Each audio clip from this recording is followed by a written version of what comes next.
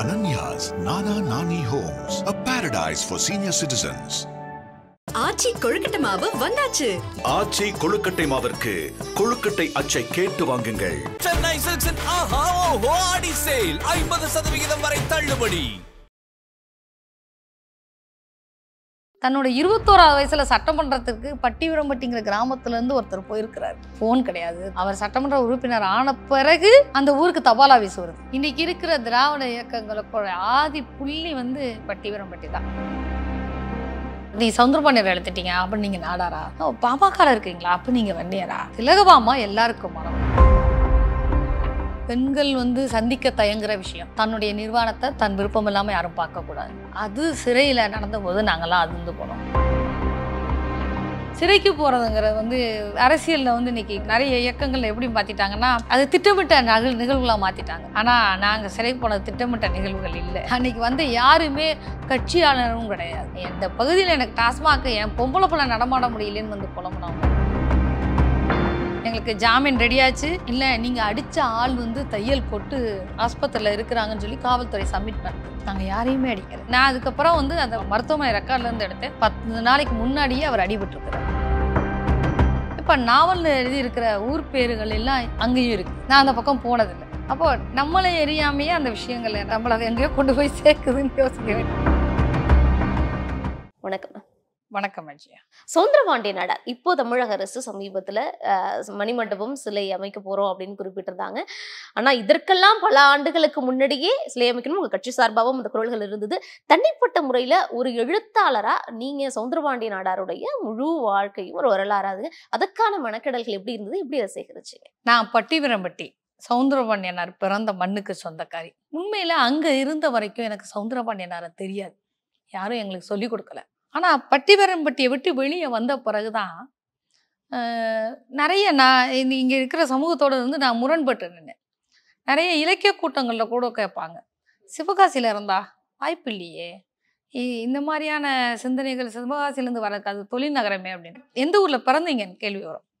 அப்போ பட்டிவரம்பட்டி அதை சொல்லுங்க. அதனால தான் அப்போ எனக்கு ஒரு ஆர்வம், பட்டிவரம்பட்டினே அது முக்கியமானதாக பார்க்குறாங்க, அது என்ன விஷயம் அப்படிங்கும் போது தான் நான் திருப்பி சவுந்தரபாண்டியனார் யாருன்னு போய் தேடினா எனக்கு தெரிஞ்சு ஒரு சின்ன புத்தகம் அச்சமகற்றேனல் சவுந்தரபாண்டியனார். இது பார்த்தீங்கன்னா ஒரு 8ஆவது வகுப்பு பிள்ளை கட்டுரை இப்போ எழுத சொன்னால் எப்படி எழுதியிருப்போம் அந்த அளவில் அவரை பற்றிய தகவல்கள் இந்த 2 பிறந்தார். ஆனால் எனக்கு அது போதுமானதாக இல்லை. இவ்வளவு காலம் கழித்து ஒரு மனிதன் பேசப்படுகிறார் அப்படின்னா அதுக்கு என்ன காரணமாக இருக்க முடியும், என்ன செயல்பாடுன்னு இருக்க முடியும் அப்படின்னு நான் தேடுறேன். தேடி கிடைக்கும் போது பார்த்தீங்கன்னா தற்செயலாக அவங்க வீடுகளில் இருந்தே அவங்க உறவினர் ஒருத்தர் எழுதின டைரி, அவங்க பையன் எழுதின டைரியும் கிடைக்குது எனக்கு. இவங்க அந்த அவருடைய வரலாறுகளை கொஞ்சம் பேசுகிறவர். இன்னொன்று அவருடைய சட்டமன்ற குறிப்புகளை பூராத்தையும் எடுக்கிறேன். ஏற்கனவே ராசுதுரை அப்படிங்கிறவர் அதை தமிழில் பதிவு பண்ணியிருக்கிறார். அதை இன்னும் முழுமையாக விடுபட்டு இருந்தது எல்லாத்தையும் சேர்த்து எடுத்துட்டு அவருடைய ஒப்புதலோட அந்த அந்த சட்டமன்ற குறிப்புகளை இதில் சேர்த்துருக்கிறேன். அதுக்கப்புறம் எனக்கு மிகப்பெரிய கிடைச்ச பொக்கிஷம்னா நாடார் குலமித்திரன் ஒரு பத்திரிக்கை. ஓகே. அது 10 ஆண்டுகள் வெளிவந்திருக்குது. அந்த பத்திரிக்கை அருப்புக்கோட்டையிலேருந்து வெளிவந்திருக்கு, விருதுநகர் மாவட்டத்திலேருந்து. அந்த பத்திரிக்கையை ஸ்கேன் பண்ணி சிடியா ஒருத்தர் ஆக்கி கொடுத்துருக்காங்க. யாருன்னா ஜெர்மன் நாட்டை சேர்ந்த யாரோ ஒருத்தர் இதை தேடி வந்திருக்காங்க, நாடார்னா யாருன்னு. அவர் சிடி எடுத்து அந்த குடும்பத்தை கொடுத்துட்டு போயிட்டார். ஜெர்மன் நாட்டுக்காரர் அந்த பத்திரிகையை சிடியா கன்வெர்ட் பண்ணி கொடுத்துட்டு போயிருக்கிறாரு. இன்னும் கூட அவரோட டைரி குறிப்புகளும் இருக்கு. ஆனா பென்சில் எழுதியிருக்கிறாங்க, அது நம்மளால வாசிக்க முடியல. இப்போ இந்த பத்திரிகைகளை பார்த்தோன்னே நான் எல்லாத்தையும் பிரிண்ட் போட்டு புத்தகம் ஆக்கிட்டு பார்த்தா சவுந்தரபாண்டியனார் எந்தெந்த கூட்டங்கள்ல பேசினாரோ பேசி முடிச்சோடனே அந்த கூட்டத்துல பேசின உரைய புத்தகமா வெளியிடுறாங்க. இல்லை அதை பத்திரிக்கையில காலம் போட்டு ஃபுல்லா எழுதியிருக்கிறாங்க. அது பார்க்க இப்படி ஒரு சிந்தனையா, இவ்வளவு விஷயங்களா. அந்த நேரம் நாடார் சமுதாயமே தத்தளிச்சிட்டு இருந்த நேரத்துல ஆனா இவங்கெல்லாம் ரொம்ப ஆளுமையோட இருந்து சட்டமன்றத்துக்கு போய் தன்னோட 21ஆவது வயசுல சட்டமன்றத்துக்கு பட்டிவரம்பட்டிங்கிற கிராமத்துல இருந்து ஒருத்தர் போயிருக்கிறாரு. போன் கிடையாது. அவர் சட்டமன்ற உறுப்பினர் ஆன பிறகு அந்த ஊருக்கு தபால் ஆபீஸ் வருது. தன்னுடைய வீட்டு திருமணத்துல ஜீனி கிடைக்கல, 2ஆம் உலக போர்ல ஜீனி கிடைக்கலன்னா என்ன பண்றது அப்படின்ற உடனே, ஏன் இப்படி கிடைக்காம போகுது, இவ்வளோ கரும்பு விளையுது, நம்ம பகுதிக்கு ஒரு ஃபேக்ட்ரி வந்தே ஆகணும் அப்படின்னு சொல்லி இங்கேருந்து கிளம்பி வடக்க போய் ஒரு இது சக்கரை ஆலைக்கான இயந்திரங்களை வாங்கி கொண்டு வந்து பாண்டியராஜபுரம், அது வந்து சவுந்தரபாண்டியனாரும் பிடி ராஜன் அவரும் சேர்ந்து உருவாக்கின ஊர்.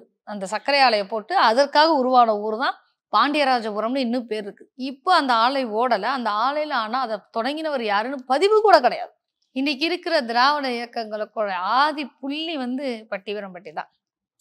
அங்க இருந்து அந்த சுயமரியாதை இயக்கம்னா எல்லாருக்கும் பெரியார தெரியும். ஆனா நீங்க சுயமரியாதை அந்த பத்திரிகைகள் எல்லாத்திலையும் சுயமரியாதை இயக்கத்தோட தலைவர் சவுந்தரபாண்டியனார், உப தலைவர் ஈவேரா தலைவரா இருந்திருக்கிறார். நடந்த சீர்திருத்த திருமணங்கள், ஜாதி மறுப்பு திருமணங்கள், அதெல்லாம் வந்து 40களில் வந்து இவங்கெல்லாம் செய்திருக்கிறாங்கன்னா எவ்வளவு பெரிய விஷயம். சரி, இதெல்லாம் உனக்கு அதெல்லாம் தாண்டி ராமநாதபுரத்துலேருந்து ஒரு நீங்கள் பெண் வந்து மருத்துவச்சியா படிக்க போனேன்னா உனக்கு போகிற செலவு, அங்கே படிக்கிற செலவு, அங்கே நீ படிக்கும்போது உனக்கு துணி செலவு, திரும்பி நீ ஊர் வந்து சேர்றதுக்கான செலவு. ஆனால் இவ்வளவு நான் செய்வேன், நீ திரும்பி ராமநாதபுரத்துலேயே வேலை பார்க்கணும். அவ்வளவு கண்டிஷன் போட்டு படிப்பை அவ்வளோ தூரம் கொண்டு வந்திருக்கிறாங்க. லாட்ரி சீட்டு நடத்தியிருக்கிறாங்க. இன்னைக்கு லாட்ரி சீட்டை பேன் பண்ணுறதை பற்றி நம்ம யோசிக்கிறோம். 2 லட்ச ரூபாய்க்கு லாட்ரி சீட்டு, ஒரு லாட்ரி சீட்டு 1 ரூபா. அப்போ ஒரு ஆள்கிட்ட 1 ரூபா வாங்குறதுனா 2 லட்சம் பேர் அவங்க சந்திக்கணும். வந்ததுல 75,000 வந்து பரிசு பணம், மிச்சம் 1,25,000 வந்து படிக்க முடியாத பிள்ளைகளுக்கு கல்வி உதவித்தொகை. லாட்ரி வித்து கல்வி உதவித்தொகை கொடுத்துருக்காங்க. அதுவும் வாங்கி அந்த உதவித்தொகையை வாங்கிட்டு போனவன் படிச்சு முடிச்சு வேலைக்கு போனவனே அந்த தொகையை திருப்பி கொண்டிருக்கும். அடுத்தவன் படிக்கணும்ல. எனக்கு வந்து இது உண்மையிலேயே வந்து இன்னைக்கு வந்து இலவசமா கொடுக்குற அதாவது பேர் வாங்கணுங்கிறதுக்காக இலவசமாக கொடுக்கறதுக்கான விஷயங்களை தொடங்குறோம். ஆனால் அடிப்படை தேவைகளை நீங்கள் நிறைவு செய்தீங்கன்னா மட்டும்தான் அவங்க மேலே வந்துட்டு அது உங்களுக்கு திருப்பி அது அது சரியான இடத்துக்கு வந்து சேருவாங்க. இல்லை சும்மா கிடைக்குதுன்னா எல்லாருக்கும் அதை வேறு வழியாக பயன்படுத்துறதுக்கான இடம் தான் கொண்டு போகும். இன்னைக்கு நிறைய நம்ம அதை பார்த்துட்ருக்கோம். அப்போது எவ்வளவு காலத்துக்கு முன்னாடி வந்து எவ்வளவு திட்டமிட்டு பிள்ளைகளை படிக்க வச்சு அவங்கள தற்காப்பு கலைகளை பயில வச்சு சமூக ரீதியாக பாதுகாப்பு தந்து சட்டமன்றத்தில் என் சமுதாயத்துக்கு ஒரு கேள்வி, ஒட்டுமொத்த சமுதாயத்துக்கு ஒரு கேள்வி, 2 கேள்வி எப்பயும் கேட்பேன்னு கேட்டு இன்னைக்கு சட்டமன்றத்தில் புகழுரையும் பாட்டும் தான் கேட்டுட்டு இருக்கோம். நான் அந்த சட்டமன்ற உரைகளையும் பொன்னம்மாளுடைய சட்டமன்ற உரையும் பார்த்துட்டுலாம் நான்லாம் அரசியல் என்னவா இருக்கணும்னு நான் ஆசைப்பட்றேன். அது நடத்துறதுக்கு நம்மளுக்கான ஒரு இடம் வாய்ப்பு வரணும் அப்படின்னு எதிர்பார்க்குறோம். அவ்வளோதான். ஒரு சரியா இருக்கிறது, சரியா வாழ்றது, நான் எல்லாருக்கும் மாணவளாக இருக்கிறது அப்படிங்கிறதுனால கிடைக்கிற ஒரு பெரிய போதை இருக்குல்ல, அது பெரிய விஷயம். நீங்க பல பேர் பார்ப்பாங்க, நீ சவுந்தரபாண்டியர் எழுத்துட்டீங்க அப்படின்னு நீங்க நாடாரா, பாமக இருக்கீங்களா அப்ப நீங்க வன்னியரா. திலகபாமா எல்லாருக்கும் மாணவள். அந்த பொது மனுஷங்கிறத தான் அந்த பட்டிவீரம்பட்டி மண் எனக்கு சொல்லி தந்திருக்குது. உழைப்பு நம்மளுக்கு அதைத்தான் சொல்லித்தருது. அந்த அந்த அந்த பெரிய தீரா காதல் தான் நிறைய நேரங்களில் துரோகிகளாகவும் எதிரிகளாகவும் யார் வந்தாலும் அவங்களுக்குள்ள ஏதோ ஒரு விஷயம் தான் அவங்கள திசை திருப்பி இருக்கு, அவங்கள திருப்பி நம்ம பக்கம் கூட்டு வந்துக்கலாம் அப்படிங்கிற அதுதான் சேலஞ்சாவே கொண்டு போகிறோம். ஒரு அரசியல்வாதியா நீங்க களம் கண்டு ஒரு போராட்டம் நடத்தி அந்த போராட்டத்தின் வழியாக வந்த விளைவுகளா சிறையில இருந்ததையும், ஒரு எழுத்தாளரா அதற்குள்ள இருக்கக்கூடிய அனுபவத்தையும் நான் இந்த வெளிச்சத்துக்கு கொண்டு வந்து சமுதாயத்துல என்ன நடக்குதுங்கிறத பிரதிபலிக்கணும் அப்படின்னு சொல்லி வெளிச்சத்தை சிறைப்படுத்திய 14 நாட்கள்னு மதுக்கடை போராட்டத்துல நீங்க சிறைவாசம் அனுபவிச்ச அனுபவங்களை எழுதியிருந்தீங்க. ஒரு சில விஷயங்கள் கஷ்டமான இல்லைன்னா துயரமான விஷயங்களை நம்ம திரும்பி பார்க்க கூடாது, நினைச்சு கூட பார்க்க கூடாதுன்னு நினைப்போம். ஆனா அதையே புத்தகப்படுத்தணும், அதையே எழுத்து வடிவமாக்கணுங்கிற எண்ணம் எப்படி வந்தது? என்ன இந்த புத்தகத்துல? இல்ல பொதுவா வந்து பெண்கள் வந்து சந்திக்க தயங்குற விஷயம், தன்னுடைய நிர்வாணத்தை தன் விருப்பம் இல்லாம யாரும் பார்க்க கூடாது. அது சிறையில நடந்த போது நாங்கெல்லாம் அதிர்ந்து போனோம். நீங்க உள்ள கொண்டு போறதுக்கு முன்னாடியே உங்களை நிர்வாணப்படுத்தி பார்த்துட்டு தான் சோதனைங்கிற பேர்ல நம்ம உள்ள. அது வந்து எங்களுக்கு மிகப்பெரிய அதிர்ச்சி. என்னோட வந்த சிறைக்கு வந்த 14 பெண்களும் 7 ஆண்கள். 14 பெண்களும் பார்த்தீங்கன்னா குடும்பத்தை விட்டே வெளியே வந்துடாது. குடும்பத்தை விட்டே வெளியே வந்துடாதவங்க. போன வாரம் நான் அந்த பெண்களை எல்லாம் கொஞ்சம் பேரை சந்திச்சேன். அதான் சொன்னாங்க, அந்த 14 நாட்கள் எங்களுக்கு உலகத்துல நிறைய சொல்லி கொடுத்துச்சு.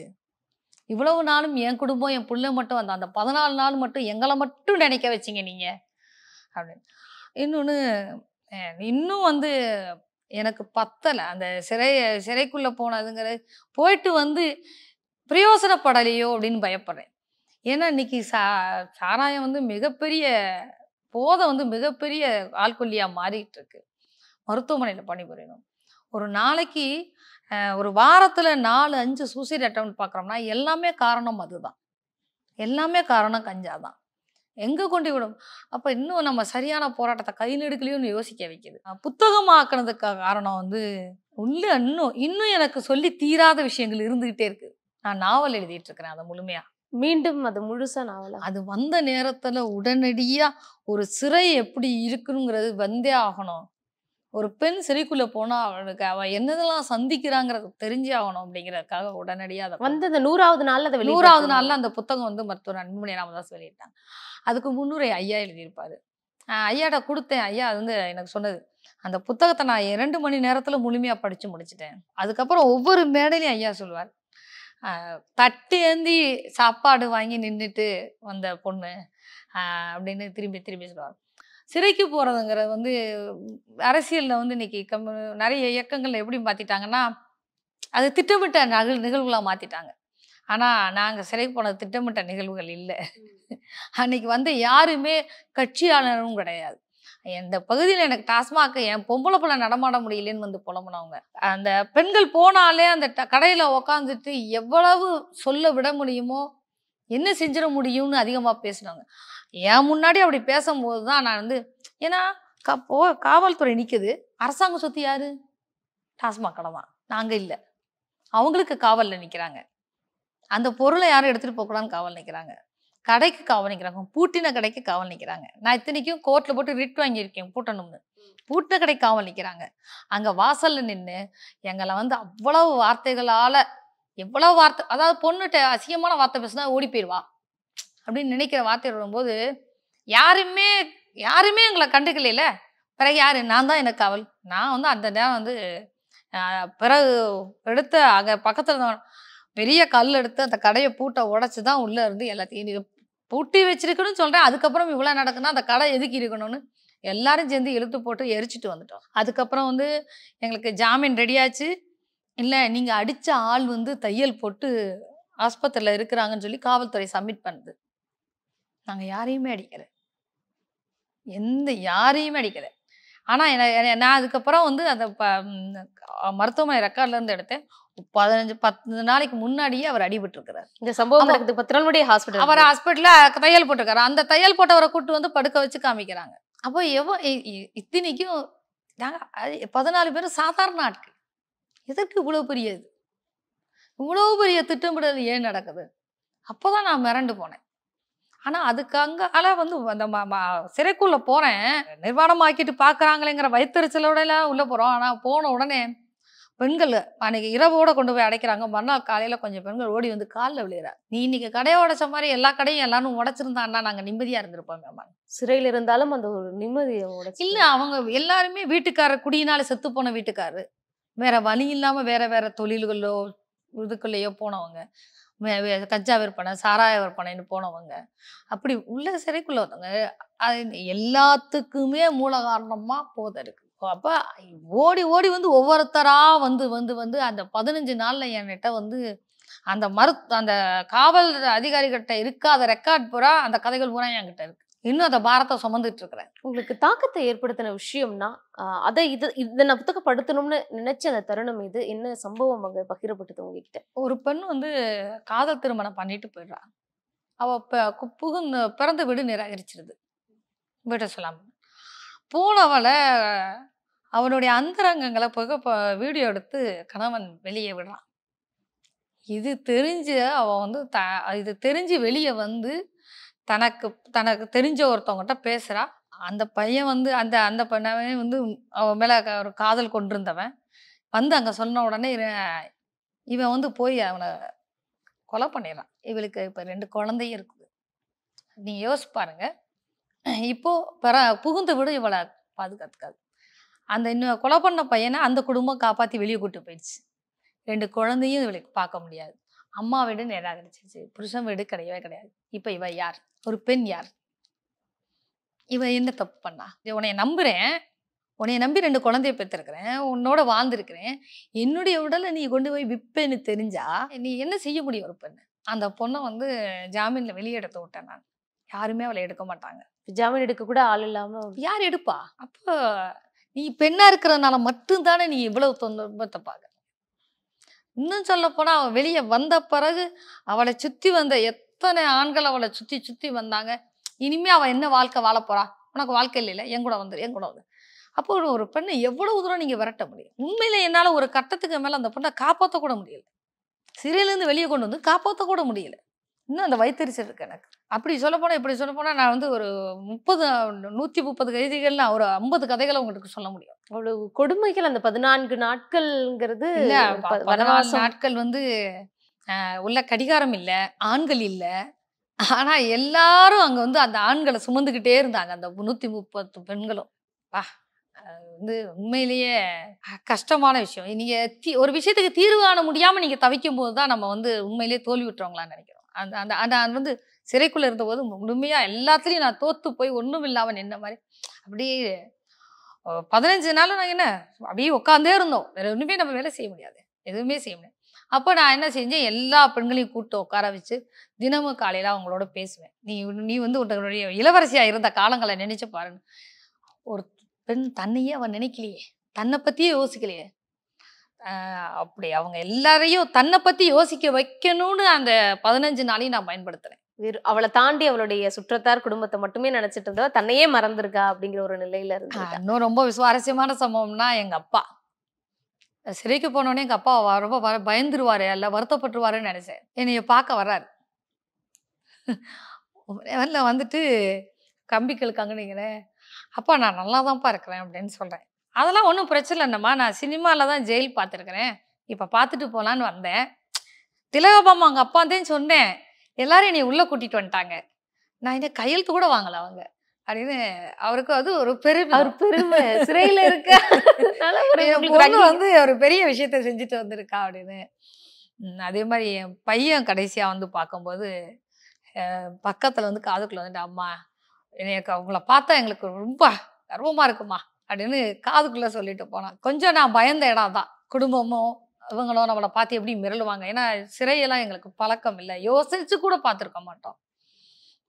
ஆனா அது வழியாக நாம நிறைய பேச வேண்டியிருக்கு, நிறைய விவாதத்துக்குள்ளாக்க வேண்டியிருக்கு, எல்லாரையும் கொஞ்சம் யோசிக்க வைக்க வேண்டியிருக்கு. சொல் எடக்கு அதுக்கு வசப்படணும். அது ஒண்ணுதான் நான் விரும்புறேன். ஒரு எழுத்தாளரா இந்த எழுத்தாளர் எனக்கு இன்ஸ்பிரேஷன் இல்லை, இந்த எழுத்தாளரோட எழுத்துக்கள் என்ன ரொம்ப கவர்ந்தது, எழுத்துலகுக்கு கொண்டு வந்ததுல எழுத்துலகு வந்ததுக்கு பிறகாக என்ன கவர்ந்ததுன்னா யாரை சொல்லுவீங்க? நான் வந்து எழுத ஆரம்பிச்ச போதெல்லாம் நான் வந்து அப்படி பெரிய வாசிப்புகள் இல்லை. எல்லாரையும் போல வந்து நீங்க காதல் கவிதைகள் ஆரம்பிச்சு பாலகுமாரனை படிச்சு அப்படி எல்லாம் தகண்டு வந்திருக்கிறோம். ரொம்ப நான் நேசிச்ச வாசிப்புகள்னா லாசாராவோட எழுத்துக்களை வந்து ரசிச்சு வாசித்திருக்கிறேன். அது நம்மளை அப்படியே சுத்தி சுத்தி கரங்கடிச்சு ஆனா விஷயத்துக்குள்ள கொண்டு போய் ஒரு மாதிரி இறக்கி விடும். அது ரொம்ப பிடிக்கும். அடுத்து வந்து தமிழ் மகனோட எழுத்து, கவிஞர்கள்ல வந்து கீதாஞ்சலி அப்படி ஒரு 2-3 பேர் இருக்கிறாங்க. அவங்களெல்லாம் ரொம்ப ரசிச்சு வாசித்திருக்கிறேன். சில நேரங்கள்ல நான் இப்போ புதுசா நிறைய எழுத ஆரம்பிச்சிருக்கிறாங்க. இன்னும் நான் கொஞ்சம் வாசிக்கிறதுக்கான நேரம் குறைஞ்சிட்டே வருது. பார்க்கணும், இன்னும் கூடுதலா வாசிக்கணும். நிறைய இப்போ நிறைய சிந்திக்கிறார்களும் நாம எதிர்பார்க்காத இடத்த கொண்டு போய் சேர்க்கிறவங்களும் இருக்கிறாங்க. மொழியில அவ்வளோ கவனம் செலுத்துறாங்களா அப்படிங்கிறது மட்டும்தான் இன்னைக்கு ஒரு பெரிய சிக்கலா இருக்கு. யாரும் சொல்லாததை சொல்லிடணும், அந்த ஆர்வத்துல மட்டும் இருக்கிறாங்க. ஆனா நீங்க யாருமே இன்னைக்கு திலகமாமா யாரும் சொல்லாத விஷயத்தெல்லாம் சொல்ல போறதில்ல. எல்லாமே சொல்லப்பட்ட விஷயங்கள் தான். ஆனா எந்த தருணத்துல எந்த சொல் நீங்க சரியா கொண்டு போய் அந்த இடத்துல வைக்கிறீங்கிறதான் அந்த ஆளுமை தான் ரொம்ப முக்கியம். 20க்கும் மேற்பட்ட புத்தகங்கள் எழுதியிருக்கீங்க. எனக்கு தெரிஞ்ச நம்ம முக்கியமான புத்தகங்கள் பத்திலாம் உரையாடி இருக்கோம்னு நினைக்கிறேன். அக்காவா இருக்கட்டும், சௌந்தரபாண்டியன் நாடாரா இருக்கட்டும், வெளிச்சத்தை சிறைப்படுத்திய 14 நாட்கள்.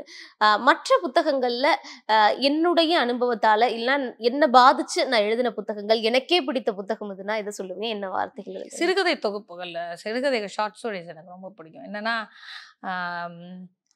மறைவாழ் வீச்சுங்கிற சிறுகதை தொகுப்புல குளிர்ந்து விட முடியா சந்திரமதி தாலி, காசியில ஒரே ஸ்ட்ரெச்சில் வந்து எழுதின சிறுகதை அது.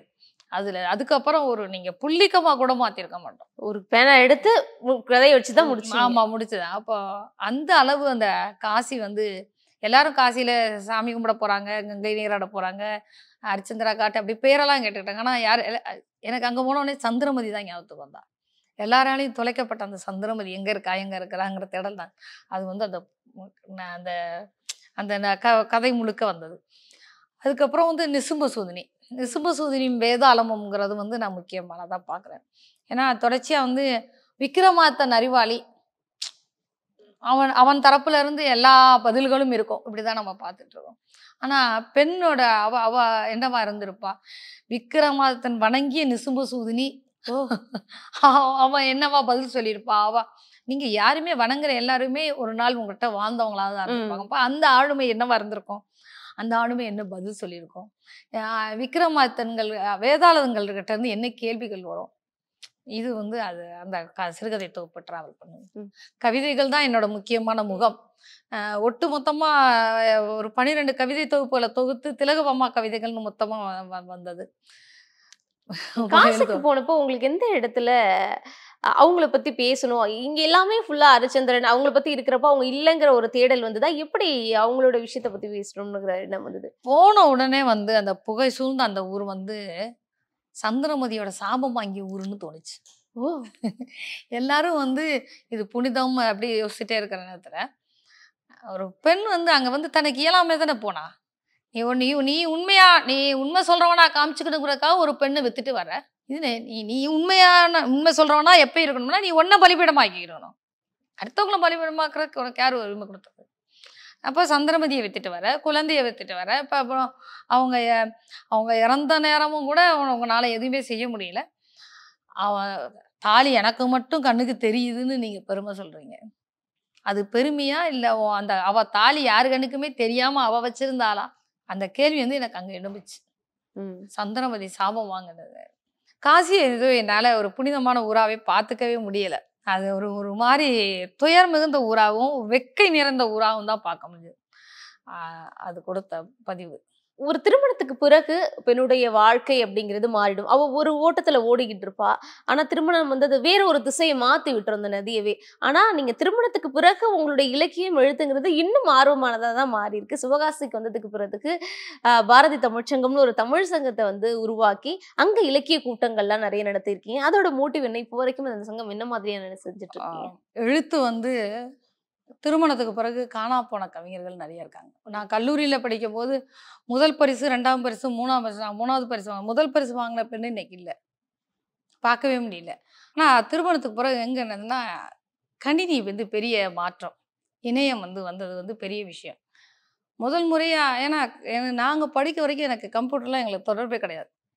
திடீர்னு ஒரு நாள் வந்து எனக்கு கம்ப்யூட்டர் கிடைக்குது, இணையம் கிடைக்குது. இணையத்தில் பார்த்தா தமிழ் இருக்குது. எப்படி தமிழ் வந்தது அப்படின்னா, தமிழில் வந்தோடனே அப்போ நம்ம இது வரைக்கும் நோட்டில் எழுதி வச்சுக்கலாம் எடுத்து போட ஆரம்பித்தா அதுக்கு ஒவ்வொருத்தரும் இது கவிதை நல்லா இருக்குன்னு சொல்ல ஆரம்பிக்கிறாங்க.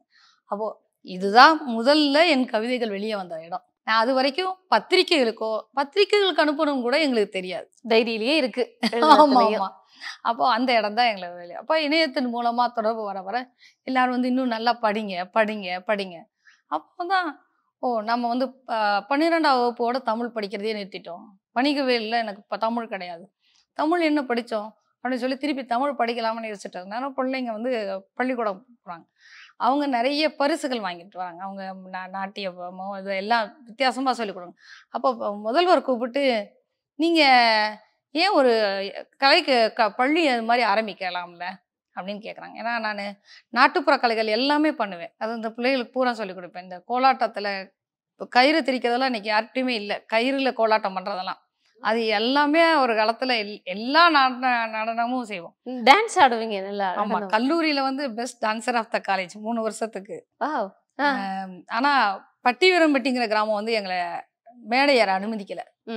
ஸோ அப்போ பிள்ளை கலைக்கல்லூரி பள்ளி ஏதாவது ஆரம்பிங்களேன்னு கேட்கும்போது தான் நான் தமிழ் படிக்க போகிறேன்னொடனே எனக்கு முதலாக அந்த பள்ளி முதல்வரோட அம்மா லக்ஷ்மி அம்மாளுங்களை கூப்பிட்டு அறிமுகப்படுறாங்க.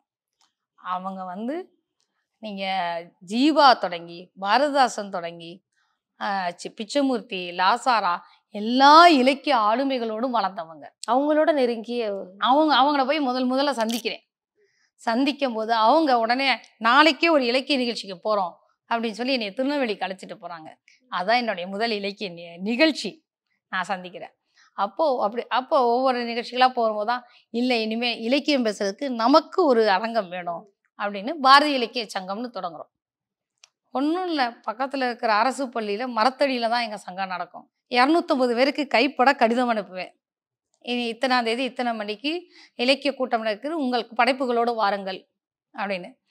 யாராவது ஒருத்தர் வந்து முக்கிய சிறப்பு விருந்தினராக அழைச்சிருவோம். ஒரு எழுத்தாளரை, கந்தர்வன் வந்திருக்கிறாரு, வள்ளிக்கரன் வந்திருக்காரு, தீக்காசி வந்தாங்க, அப்படியே போடுவோம். அப்போது மரத்தடியில் உட்காந்து அதிகபட்சம் அந்த போஸ்ட்கார்டு, காஃபி, பிஸ்கட் இதுதான் செலவு. இலக்கிய நிகழ்ச்சி 2001 தொடங்கினது. 2010 வரைக்கும் தொடர்ச்சியாக நிகழ்ச்சிகள் நடத்துகிறோம். மாதந்தோறும் நிகழ்ச்சிகள். அப்புறம் கல்லூரிகளில் நிகழ்ச்சிகள் நடத்த ஆரம்பித்தோம்.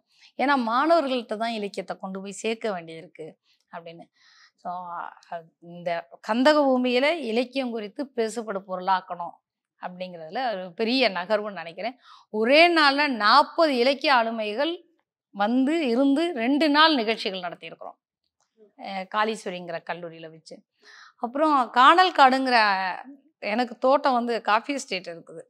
அப்பா நான் பிறந்த ஊரில் அங்கே வந்து அந்த மலைப்பகுதியில், ஏன்னா மேடை மைக்குன்னு பார்த்த பிறகு நீங்கள் வந்து நீங்கள் தன்னாலாக இருக்க மாட்டீங்க, தன்னை நிரூபிச்சுக்கிறதுக்கு முயற்சிக்கிற ஆளாக மாறிடுவீங்க.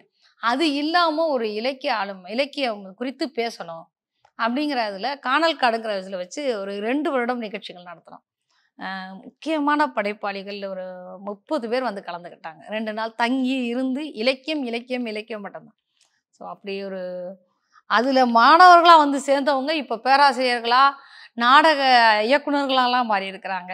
அப்படிலாம் பார்க்கும்போது சரி ஒரு சரியான இடத்த நம்ம தேர்வு பண்ணி கொடுத்துருக்குறோம் அப்படின்னு ஒரு சந்தோஷம். அப்போது லக்ஷ்மி அம்மாங்கிறவங்க உங்கள் எழுத்துலகில் இலக்கிய பணியில் ஒரு திருப்பத்தில் மிகப்பெரிய ஒரு பங்காற்றினவங்க எடுத்துக்கலாம். என்னுடைய எழுத்து இது வெளியே பேசப்பட வேண்டியதுன்னு வெளியே எடுத்து போட்டது லக்ஷ்மி அம்மாள் தான். அடுத்து ஒவ்வொரு நாளும் நான் எழுதின உடனே என்னுடைய முதல் வாசிப்பு லட்சுமி அம்மாட்ட தான் இருக்கும். அவங்க தான் கேட்பாங்க. அவங்க கேட்டு அதை விமர்சனம், இது சரி, இப்படி இருக்கலாம், அப்படி இருக்கலாம், எல்லாம் பேசுவாங்க. நிறைய இடங்களுக்கு என்னை போயிட்டு வரும்போது நான் எங்கே போனாலும் என் கூடயே அவங்க பயணப்படுவாங்க. என் கூடயே இருக்கிற ஒவ்வொரு நாள் நடக்கிற நிகழ்ச்சிகள் எல்லாத்தோடையும் அவங்க ட்ராவல் பண்ணுவாங்க. இது சரி, இப்போ இல்லை, இது நல்லா இருக்குது, இது நல்லா இல்லை, இவங்க இப்படி இருக்கிறாங்க அப்படிங்கிற எங்களுக்குள்ள நிறைய விவாதங்கள் இது நிறைய வளர்த்துருந்துச்சு. உண்மையில ஒரு பெரிய தோழமை. பாரதிதாசன் அவர்களுக்கெல்லாம் எழுத்துலகில் பாரதிதாசனோட இருந்திருக்கிறாங்க. பாரதிதாசன் சொல்ல எழுதி கொடுத்துருக்குறாங்க. அவங்க வந்து மொழிபெயர்ப்புகள், ரஷ்ய கதைகளை மொழிபெயர்த்து கொடுத்துருக்குறாங்க. பாரதிதாசன் கொடுக்க அவங்க. ஆமாம், நிறைய நேரத்தில் பெண்கள் வந்து கணவர் பெருசா வரணுங்கிறதுல பின்னாடி நின்றுவாங்களா, அந்த மாதிரி பெரிய ஆளுமையா இருந்து மிகப்பெரிய அமைதியான ஒரு ஆளுமை அவங்க லட்சுமி அம்மாள்.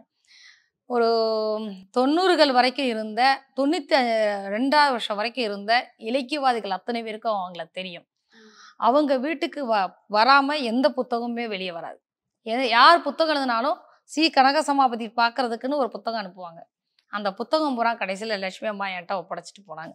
முழுக்க என்னுடைய நூலகத்துல இது போறாரு. கனக சபாபதிங்கிறது அவருடைய கணவர். எல்லா எழுத்தாளர்களும் அவங்களுக்கு ஒரு பிரதி கொடுப்பாங்க. மிகப்பெரிய விமர்சகர் அவர் வந்து சரின்னா சரின்பார். அவர் தராசு மாதிரி இருப்பார். அவ்வளோ அவரை நம்பிக்கை. அப்போ அவருக்கு எல்லாரும் புத்தகத்தை அனுப்புவாங்க. நிறைய பேரோட கையெழுத்து போட்ட புத்தகங்கள் இங்க இருக்குது. அது மாதிரி நீங்க நிறைய இதழ்கள், இலக்கிய இதழ்கள் இவ்வளவு வந்திருக்குமான்னு வந்து நீங்க எல்லாம் இந்த தலைமுறைக்கு தெரியுமானது இல்லை. நம்மளுக்கு அதிகபட்சம் தெரிஞ்ச குமுதானந்தவனம் தானே இலக்கிய பத்திரிகைகள் என்ன தெரிஞ்சிருக்கு. அவ்வளவு இதழ்கள், எழுத்து, நீலா, நிறைய பேர்கள்ல இருக்கு.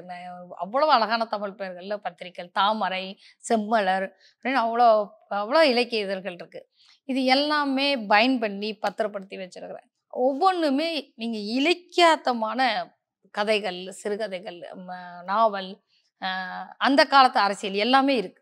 அது எல்லாம் அவங்க ஃபுல்லா அவங்க இருந்தது அப்படியே லட்சுமி அம்மாள் உங்ககிட்ட கொடுத்துருக்காங்க. அது மாதிரி பயணம் பண்றதுலயும் நீங்க தொடர்ந்து பயணம் பண்ணிட்டே இருக்கீங்க. அந்த பயணத்துல கிடைத்த அனுபவங்களையும் கட்டுரைகளா வரைஞ்சிருக்கீங்க. அப்படி பயண கட்டுரைகள் உங்ககிட்ட என்ன மாதிரியான தாக்கத்தை ஏற்படுத்தி இருக்கு? என்னோட பயணங்கள் எல்லாமே இலக்கியத்துக்கான பயணமும் கூட.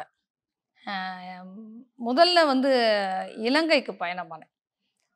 இலங்கைக்கு பயணமானது சரியாக பார்த்தீங்கன்னா டிசம்பர் 24. ஒரு மறுநாள் வந்து சுனாமிக்கு முந்தின நாள் நான் இலங்கையில் இருக்கிறேன். அப்போது இந்த பயணங்கள் வந்து நம்மளை அப்படியே புரட்டி போட்டுருது ஒரே நிமிஷத்தில். நல்ல வேலையாக பத்திரமா இருந்து திரும்பி வந்து சேர்ந்தோம்.